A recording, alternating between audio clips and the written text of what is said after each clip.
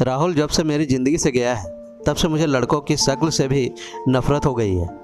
उसे मैंने बहुत प्यार किया और जब वो बिना एक दिन ऐसे ही भाग गया तब मुझे लगा कि दुनिया में प्यार नाम की कोई चीज़ नहीं होती है। अब मैं जैसे बिना दिल वाली इंसान बन गई। मुझे कुछ भी महसूस नहीं होता है क्योंकि अब मुझे लगता है कि इससे बड़ा मेरे लाइफ में अब क्या होगा।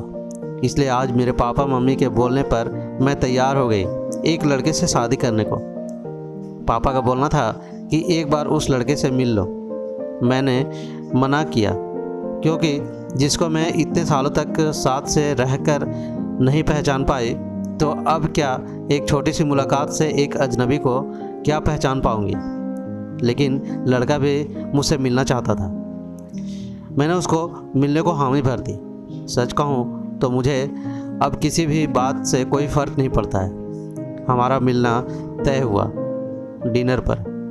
पापा और मम्मी चाहते हैं कि मैं अकेले ही मिलने उससे जाऊं। मैं जैसे मुर्दा हूं। मुझे अब कुछ फ़र्क नहीं पड़ता। मेरे साथ में जो आया मैंने पहन लिया और पहुंच गई। देखा तो वो मेरे लिए वहां बैठा इंतज़ार कर रहा है। मुझे देखते ही मेरे पास आया और मेरा नाम पूछता है। सामने जाकर मैं उसके बैठ गई। उसकी आंखों में चमक थी, लेकिन मैं इस चमक को जानती हूँ। यह हर लड़का दिखाता है पहली मुलाकात में। राहुल मुझे छोड़कर गया, लेकिन ज़िंदगी का बहुत बड़ा सबक मुझे सिखा कर गया। वो लड़का मेरा मुंह उतरा देखकर मुझसे पूछता है कि क्या सब कुछ ठीक है। मैंने भी उसे जवाब दिया, मेरी थोड़ी तबीयत ख़राब है। फिर वो बोला कि आप फिर आज क्यों मिलने आई हो, हम फिर कभी भी डिनर कर सकते थे।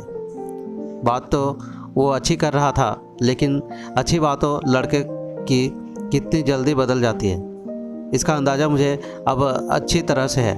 मैंने उसे कहा, नहीं मैं ठीक हूँ, कोई बात नहीं। खाना मेरी पसंद का ऑर्डर किया।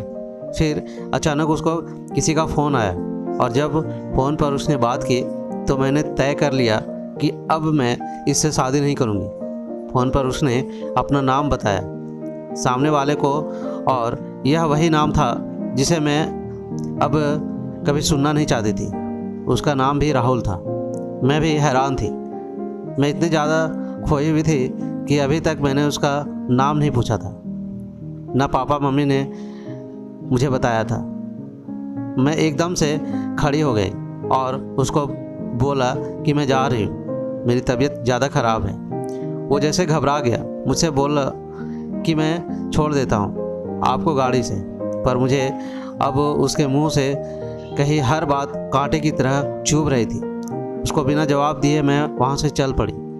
वो मेरे पीछे पीछे आ रहा था। मेरी आंखों में आंसू टपक रहे थे और मैं बाहर टैक्सी या ऑटो का इंतज़ार कर रही थी। आंखों से मेरे आंसू देखकर उसने मेरी बाँह पकड़ी और मुझे गाड़ी में बैठने को कहा। उसने मेरी बाँह पकड़ी, बस इतना तो बहुत था मेरे अंदर की आग को निकाल के फेंकने के लिए। मैंने उसके मुंह पर ज़ोर से एक थप्पड़ मारा। वो जैसे हक्का बक्का रह गया और फिर उस राहुल की भड़ास इस राहुल पर निकालनी। और मैंने कहा, तुम लड़के अपने आप को समझते क्या हो? जो मन चाहो वो करोगे क्या? जब तुम्हारा मन किया किसी का हाथ पकड़ लेते हो, जब मन किया बिना बताए भाग जाते हो। और वो बस चुपचाप मुझे खड़ा देखता रहा। टैक्सी आई और मैं बैठकर वहाँ से चली गई।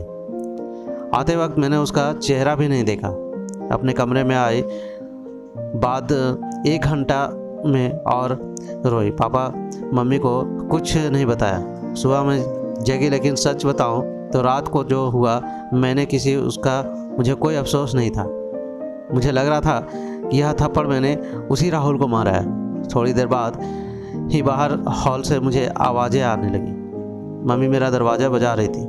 मैंने दरवाज़ा खोला। मम्मी बोलती है कि राहुल आया है अपने मम्मी पापा के साथ, जल्दी से तैयार हो जा।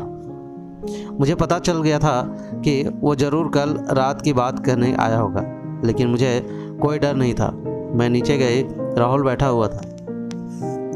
उसने मुझे देखा और मेरी मम्मी किचन में थी, इसलिए मैंने किचन में चली गई। उसके चेहरे पर स्माइल थी। मुझे बोलती हुई कि राहुल और उसके घर वालों ने हाँ कर दी है और जल्दी ही शादी करना चाहते हैं। अब मुझे कुछ समझ नहीं आया कि जिस लड़के को मैंने कल थप्पड़ मारा, जाने अनजाने जिसे मैंने अपने एक्स बॉयफ्रेंड के बारे में बता दिया, वो मुझसे शादी को कैसे तैयार हो गया। ऐसे तो मेरे लिए उसका नाम ही काफ़ी था ना करने को। पर इस बात को जानने के लिए मैंने मम्मी को बोला कि मुझे उससे बात करनी है। वो फिर मेरे कमरे में आया और पहली बार मुझे लगा मैंने उसे देखा। देखने में बुरा नहीं था, बोला जाए तो हैंडसम था। तब मुझे यह भी पता चला कि ऐसा क्यों बोलते हैं कि गुस्से में इंसान अंधा हो जाता है। मेरे बिना सवाल किए उसने बोलना शुरू कर दिया। वो बोला कि मुझे पता है कि आपके साथ पहले शायद धोखा हुआ है और किस हद तक आप सच्ची हैं यह भी मुझे कल रात पता चल गया। इसलिए मुझे आपसे कल रात प्यार हो गया और मैं चाहता हूं कि आप मुझे मौका दें आपको गलत साबित करने का कि सभी लड़के एक जैसे नहीं होते। इसकी यह बात सुनकर मैं ना नहीं कर पाई। एक वो राहुल था जो मुझे प्यार पर से विश्वास उठा गया और एक यह राहुल था जो फिर से मुझे बिलीव करा रहा था कि प्यार होता है। तो दोस्तों, यह कहानी आपको कैसी लगी हमें कमेंट करके ज़रूर बताएं और इस कहानी को अपने दोस्तों के साथ शेयर ज़रूर करें। साथ ही साथ चैनल पर नए हैं तो सब्सक्राइब भी करें। मिलते हैं एक ऐसे ही नई वीडियो में, तब तक के लिए धन्यवाद।